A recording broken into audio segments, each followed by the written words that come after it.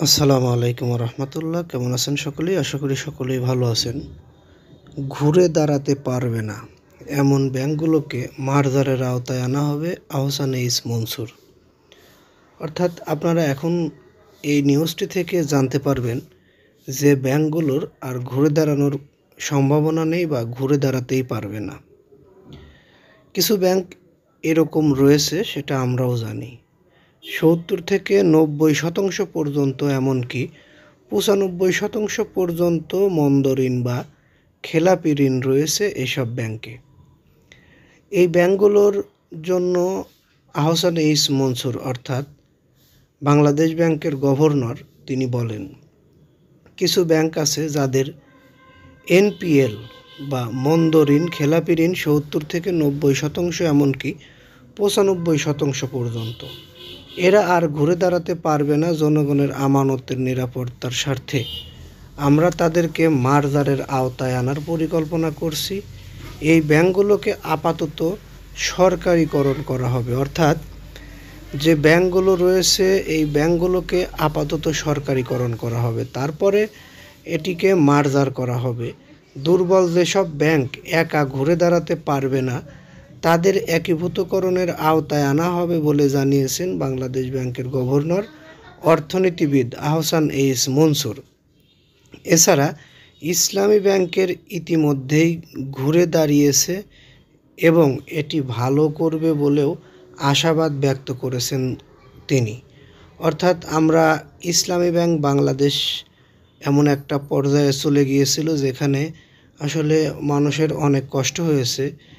কষ্ট পাওয়াটাই স্বাভাবিক। বাংলাদেশে একটি মাত্র ব্যাংক, যে ব্যাংকটিকে মানুষ নিজের কাছে টাকা রেখে যতটা স্বাচ্ছন্দ্য বোধ করে তার থেকে এই ইসলামী ব্যাংকে টাকা রাখতে গেলে মানুষ বেশি স্বাচ্ছন্দ্য বোধ করে।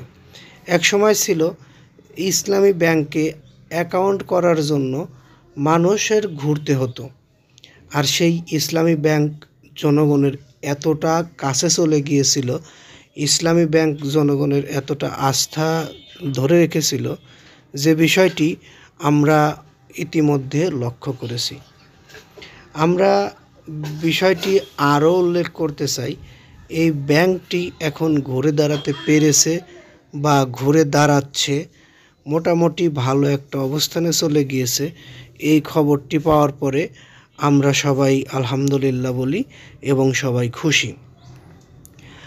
আমরা গভর্নরের এই বিষয়টি আরও গুরুত্ব সহকারে দেখেছি। গভর্নর সাক্ষাৎকারে বলেছেন, ঘুরে দাঁড়াতে পারবে না এমন ব্যাংকগুলোকে মার্জার করে আগে সরকারিকরণ করা হবে।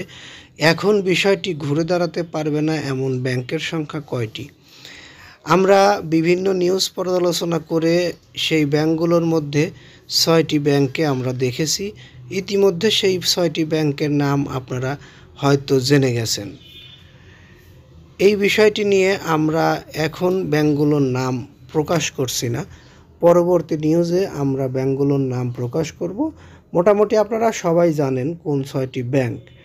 মোটামুটি আমরা এর আগেও এই ৬ ব্যাংক নিয়ে নিউজ করেছি, আপনারা চাইলে সেই নিউজটাও দেখে আসতে পারেন। কারণ যেহেতু এই নিউজটির মধ্যে ৬ ব্যাংকের নাম প্রকাশ করা হয়নি, এ কারণে আমি এই নিউজটির মধ্যে আপনাদেরকে সেই ৬ ব্যাংকের নাম প্রকাশ করতে চাচ্ছি না।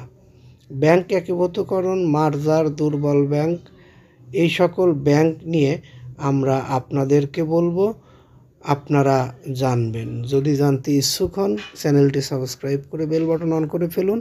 পরবর্তীতে সকল নিউজগুলো আপনারা সবার আগে পেয়ে যাবেন। যাই হোক, এই নিউজটি আমি আর দীর্ঘায়িত করছি না। ভালো লাগলে লাইক, কমেন্ট, শেয়ার করবেন। এই বলে এখান থেকে বিদায় নিয়ে আসসালামু আলাইকুম।